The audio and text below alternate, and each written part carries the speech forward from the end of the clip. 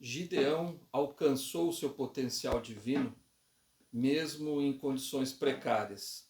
E Sansão, em condições muito melhores, infelizmente não alcançou. O que será que é necessário para que nós alcancemos o nosso potencial divino? Meu nome é Eduardo Tomazini e estou aqui hoje da Central do Livro de Mórmon para ajudar você a colocar em prática o Vem Segue-me na sua vida. Se você gostar do vídeo, dá um like e se ainda não está inscrito, se inscreve e ativa o sininho para receber todos os vídeos. E também, se você tiver comentários, faça, que eu gosto de ler e respondo todos eles. O que aconteceu então com Gideão, né? Gideão e Sansão. Eu não gosto de fazer comparações, porque cada um tem a sua história, cada um tem as suas dificuldades, limitações, etc. Mas eu queria apenas mostrar os dois lados da moeda, né? O que acontece quando nós nos esforçamos para alcançar o nosso potencial divino e quando não. Então vamos usar esses dois exemplos. No caso de Gideão, o Senhor chamou Gideão e eu queria ler a Escritura. Eu gosto das palavras exatas aqui da Escritura que podem nos ajudar bastante. Então, isso lá em Juízes 6, versículo 14 até o 16. Então o Senhor olhou para ele e disse: Vai nesta tua força e livrarás Israel da mão dos midianitas. Porventura não te enviei eu? E ele lhe disse: Ai, Senhor meu, com que livrarei Israel? Eis que a minha família é a mais pobre em Manassés, e eu o menor na casa de meu pai. E o Senhor lhe disse: Porquanto eu hei de ser contigo, tu ferirás os midianitas como se fosse um só homem. Como se fossem um só homem. E aí em Juízes 8, 28, assim foram abatidos os midianitas diante dos filhos de Israel, e nunca mais levantaram a sua cabeça, e sossegou a terra há 40 anos nos dias de Gideão. A história de Gideão é maravilhosa. A gente não vai poder entrar em todos os detalhes aqui porque não temos tempo, mas se você notar as condições em que Gideão tinha, né, que ele estava naquele momento, ele era muito pobre. A terra, na verdade, havia muitos pobres naquela época devido a estarem cativos, né? O povo de Israel estava cativo dos midianitas, mas no caso dele, no caso de Gideão, ele era mais pobre ainda. E ele era o menor na casa do pai dele, talvez o filho mais novo, e não se dava tanto valor a isso. Então ele se sentia muito inadequado para aquele chamado, né, de juiz em Israel, para libertar o povo de Israel. Mas o Senhor disse algo interessante para ele, né? Eu hei de estar contigo. Então, é o suficiente, né? É a frase máxima, que é a frase que motivou, com certeza, Gideão a seguir à frente dos exércitos de Israel.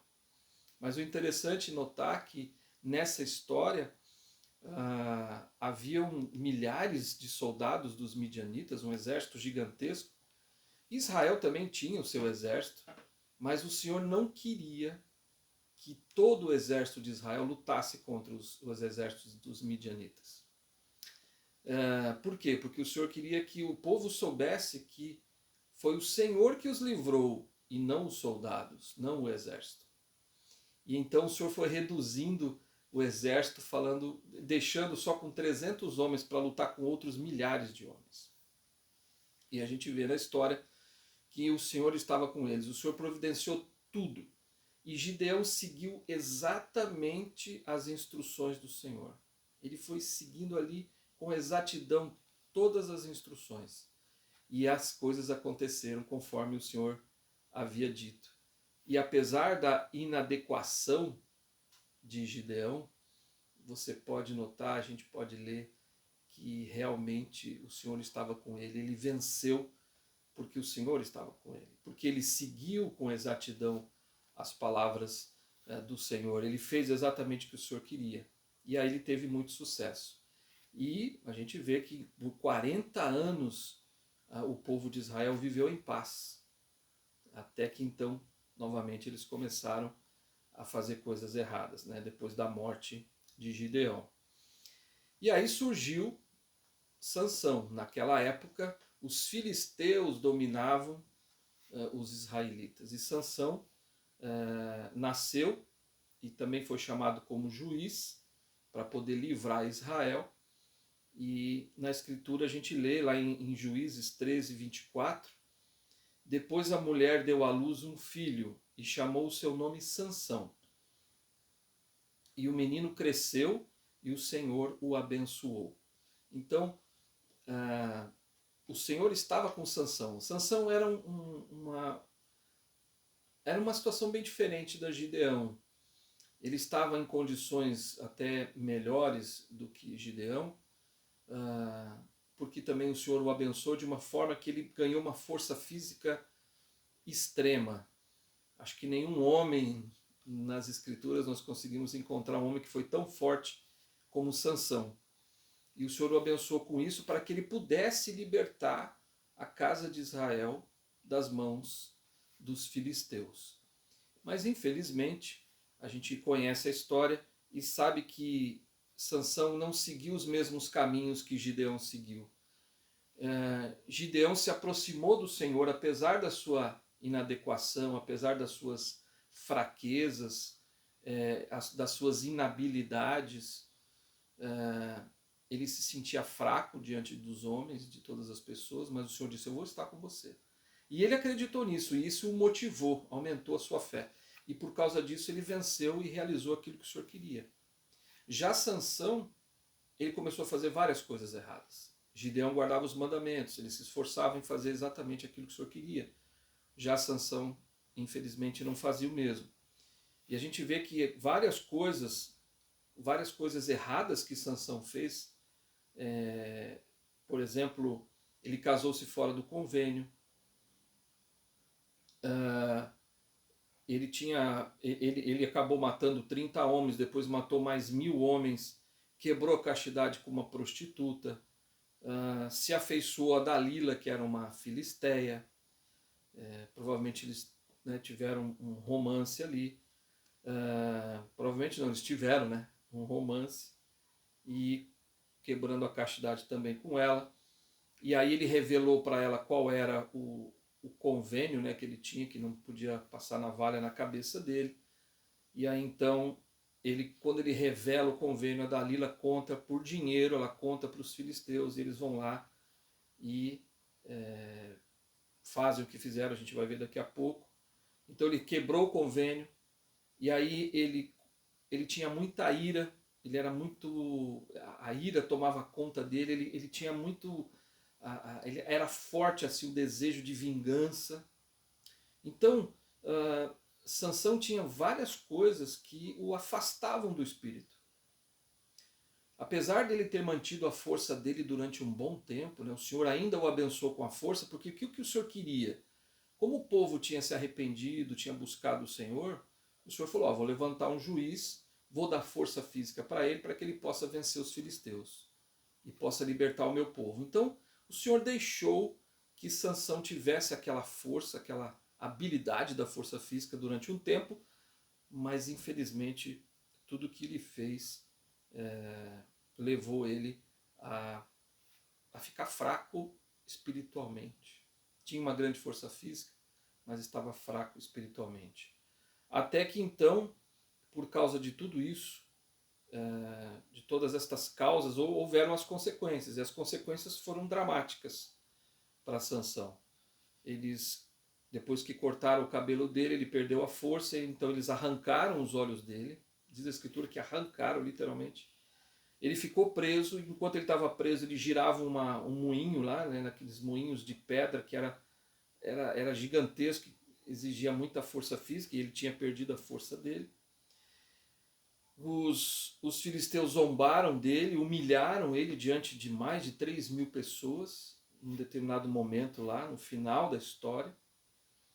E aí então ele pede forças para o Senhor até concede, porque o Senhor queria destruir os filisteus.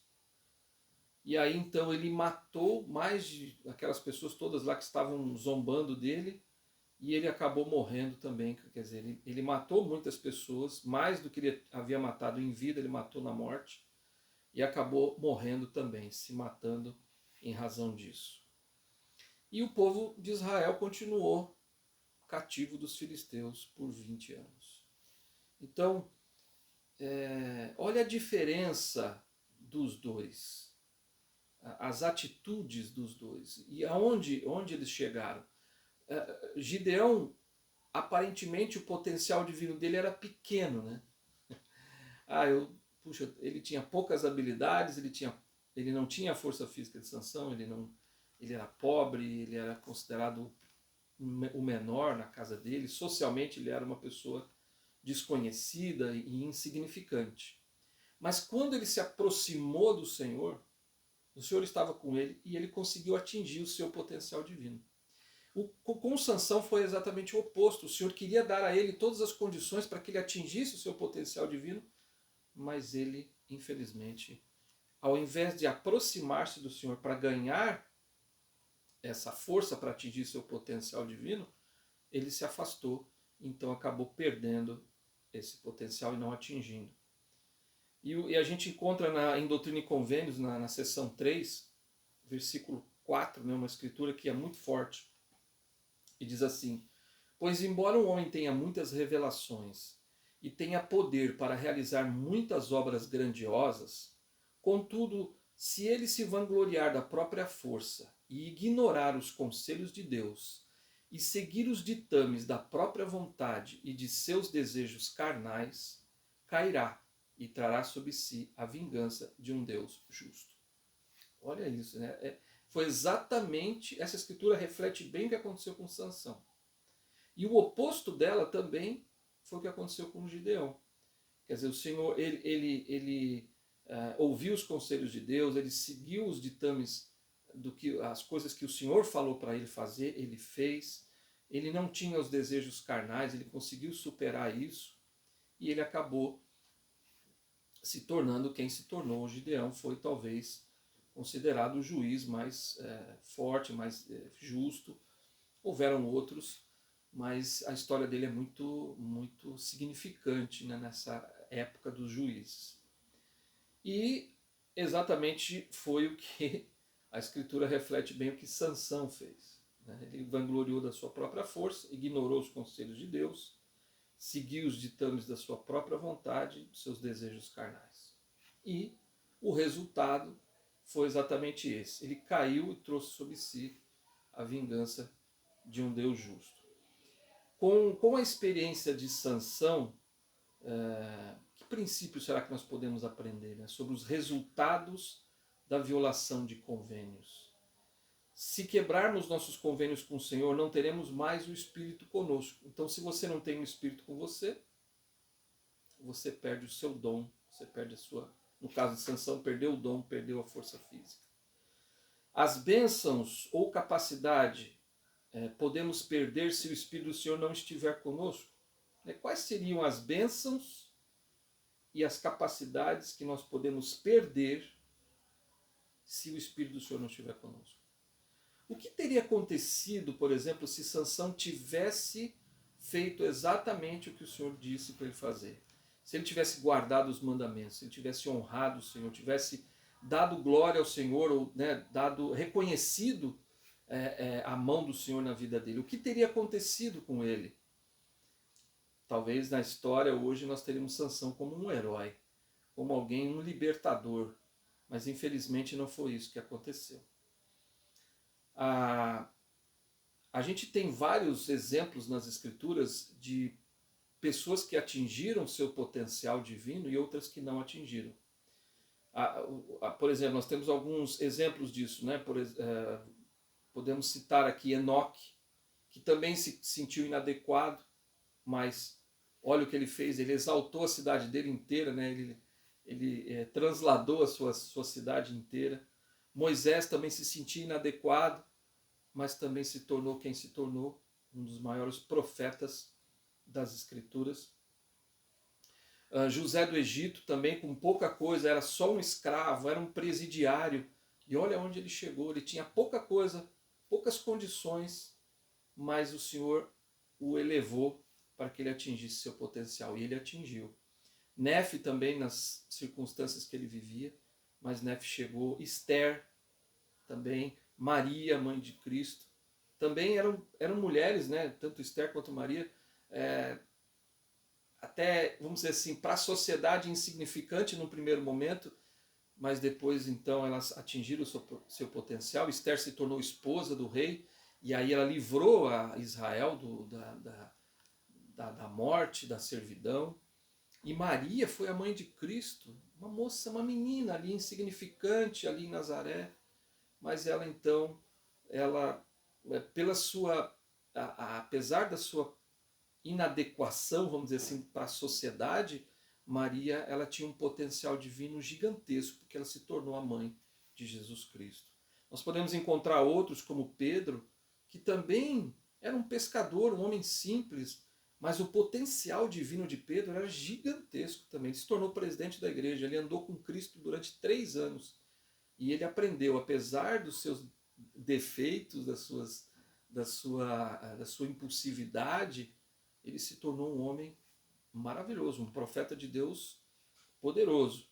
O mesmo aconteceu com Joseph, um menino que nem sabia ler, mal sabia ler e escrever, se tornou um profeta de Deus. Não só isso, ele se tornou um homem para o seu povo, um líder maravilhoso em que o povo o seguiu, e então Joseph atingiu também o seu potencial com poucas condições.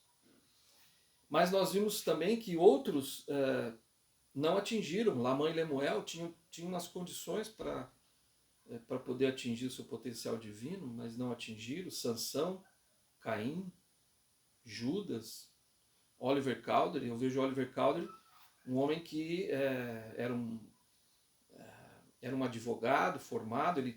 Ele tinha, assim, comparando com Joseph, ele tinha uma situação educacional muito superior à de Joseph, mas ele foi chamado como segundo elder. Se ele tivesse permanecido no caminho, se ele tivesse feito a vontade de Deus, talvez Oliver Cowdery teria sido presidente da igreja depois de Joseph. Por que não? Ou até morrido com Joseph na cadeia de Carthage e ter selado o seu testemunho com seu sangue. Mas Oliver também não atingiu o seu potencial. Eu li um discurso que eu queria compartilhar rapidamente com vocês, da Michelle D. Craig. Ela era a primeira conselheira na presidência geral das moças. E ela fez um discurso em outubro de 2018, um discurso que, para mim, me tocou profundamente. Ela falou de uma coisa que eu achei tão interessante.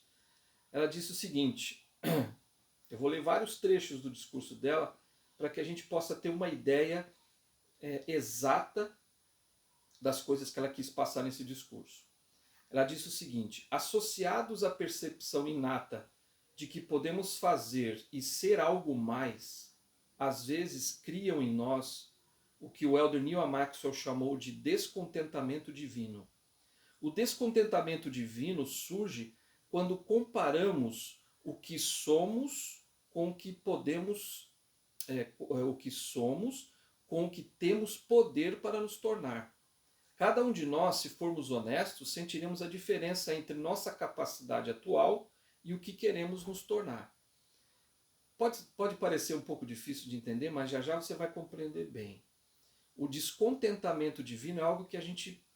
Descontentamento eu não estou contente comigo, eu não estou feliz, eu sou uma pessoa que não tenho muita fé, eu sou fraco, eu sou insensível, você pode achar várias fraquezas em você, e tudo bem, né?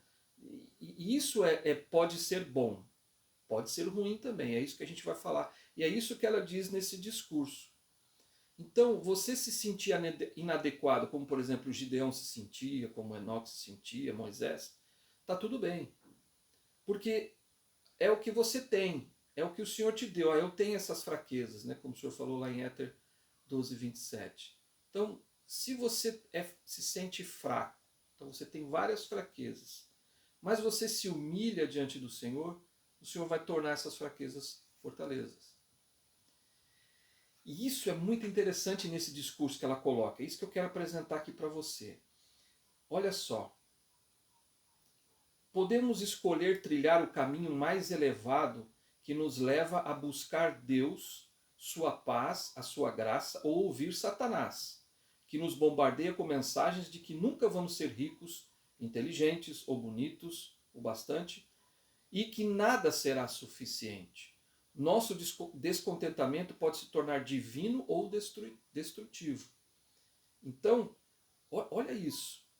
Se você, ele está dizendo assim que você precisa tomar cuidado para que esse descontentamento possa ser divino e não desanimador, como Satanás quer fazer você. Satanás quer que você fale assim, não, cara, você nunca vai ser rico, você nunca vai ser inteligente, você nunca vai ser bonito.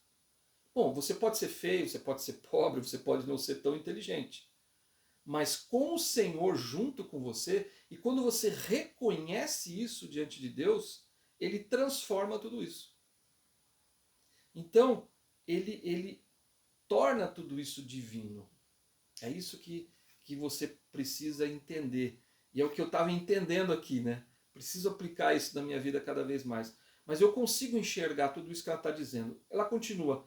A diferença entre descontentamento divino e o desânimo paralisante de Satanás é que o descontentamento divino nos leva a agir com fé.